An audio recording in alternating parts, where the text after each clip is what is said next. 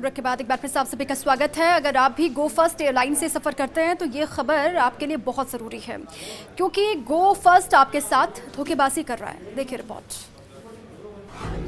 Airline कर रही यात्रियों के साथ धोखा। रोज 7 फ्लाइट में टिकट बुक कर रही एयरलाइन, बमुश्किल एक फ्लाइट भी नहीं चल रही। बुकिंग के बाद यात्री होते रहते हैं परेशान। कभी दूसरी एयरलाइन में कर दिया जाता है एडजस्ट, तो कभी आगामी दिनों में बुकिंग के लिए दिया जाता झांसा।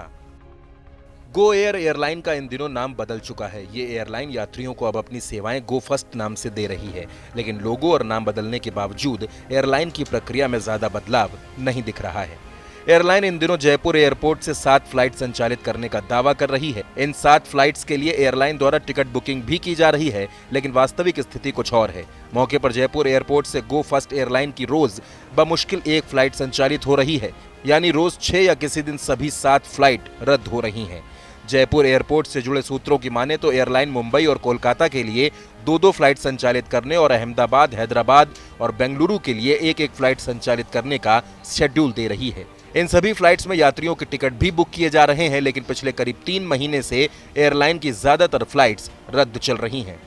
सुबह 8:10 पर मुंबई के लिए फ्लाइट G8389, सुबह 8:50 पर कोलकाता के लिए फ्लाइट G8703, सुबह 11:50 पर हैदराबाद के लिए फ्लाइट G8506, शाम 6:45 पर मुंबई के लिए फ्लाइट G82608 और शाम 8:10 पर कोलकाता के लिए फ्लाइट G8702। अब अगर बात उन फ्लाइट्स की करें जो कभी कभी रद्द होती हैं, तो उनमें सुबह 11:20 पर अहमदाबाद के लिए फ्लाइट G8915, दोपहर 12:40 पर बेंगलुरु के लिए फ्लाइट G8807। अब आप ये समझने की कोशिश करिए कि आखिर ये धोखाधड़ी होती कैसे है। दरअसल एयरलाइन टिकट बुक करके यात्रियों के पैसे रोक लेती है।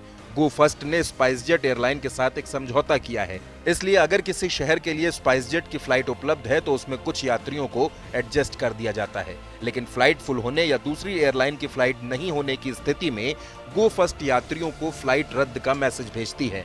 ऐसी स्थिति में यात्रियों को पैसे रिफंड करने या फिर दूसरी किसी तारीख में बिना अतिरिक्त चार्ज लिए टिकट बुकिंग का विकल्प दिया जाता है। ऐसे में ज्यादातर केसेस में यात्रियों के पैसे कई महीनों तक एयरलाइन के पास ही फंसे रहते हैं। अब बड़ा सवाल यह है कि जब एयरलाइन को फ्लाइट संचालित ही नहीं करनी है तो वो टिकट बुकिंग करती क्यों है। इस पूरे मामले में एयरलाइन पर अभी तक नियामक संस्था DGCA ने कोई कार्रवाई नहीं की है। Kashiram Chaudhary, first India news, Jaipur.